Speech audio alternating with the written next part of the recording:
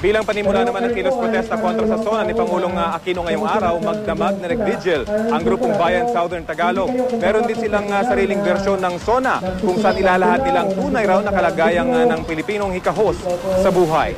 Balita hatid ni Haji Rieta.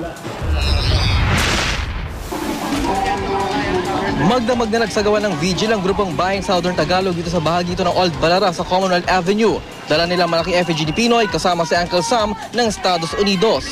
May dala pang mga sulo, tanda raw ng liwanag na nais nilang makita sa Administrasyong Aquino. Ito raw ang simula ng kanilang kilos protesta kontra sa ikatlong State of the Nation address ni Pangulong Aquino ngayong araw. Dito sa lungsod ng Quezon ay kagabi, no? Pero sa Kamaynilaan ay naririto tayo ng isang araw pa. Bali, nagsimula po noong Sabado yung ating pagkilos, no?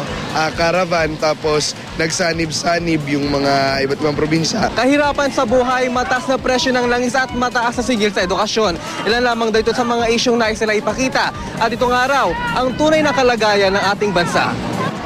Hindi bababa ng 5,000 realista na kasapi ng Bayan Southern Tagalog at iba pang grupo gaya ng Anak Bayan ang magsasagawa ng isang programa malapit sa batasang pambansa. Halos mag-atensya naman kanina nang dumating ang grupo ng NABU o ang National Alliance of Broadcast Unions Federation.